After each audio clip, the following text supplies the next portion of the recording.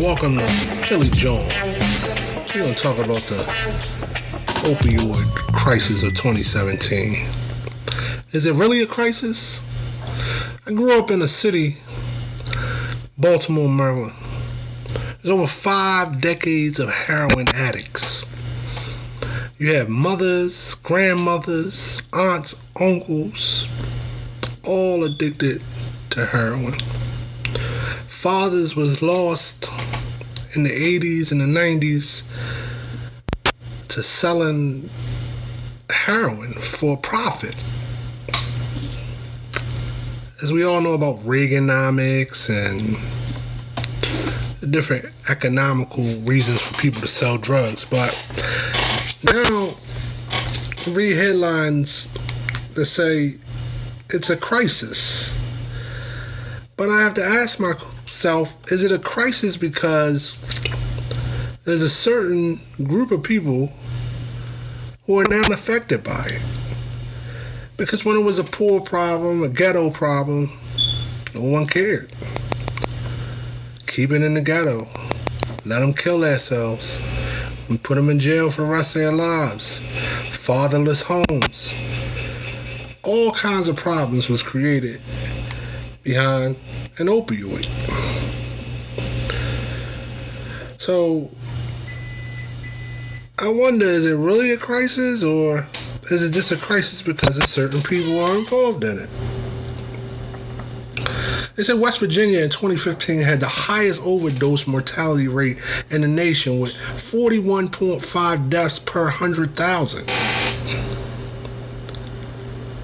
That's a startling fact. Startling.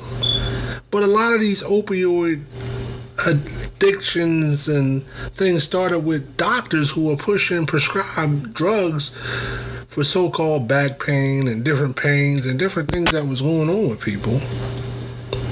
And it's scary because now you can't get prescribed what you need. Say a person like me, I have herniated disc, all kinds of back problems, but I walk around in pain and I deal with it. Just because if you ask a doctor for something, he's looking at you as if you're about to abuse prescription medication. It's far from the fact.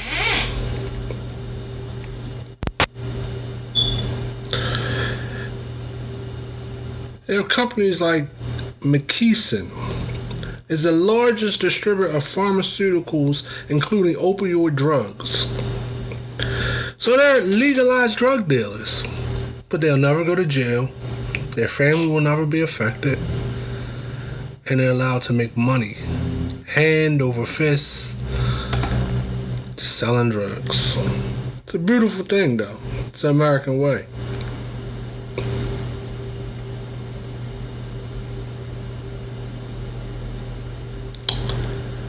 What do we do about the problem? We're all talking about it. We're all trying to fight it. But what do? We need something to fight pain. That's a given. Everybody has to fight pain. People can't just take it and not have anything to use. So how do we go about fighting this opioid addiction in a smart way that we can help people at the same time?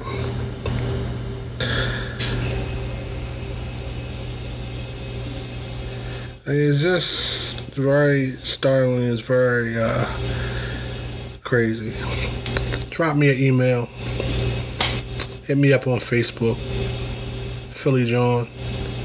Instagram, One Philly John. Email onephilyjohn@gmail.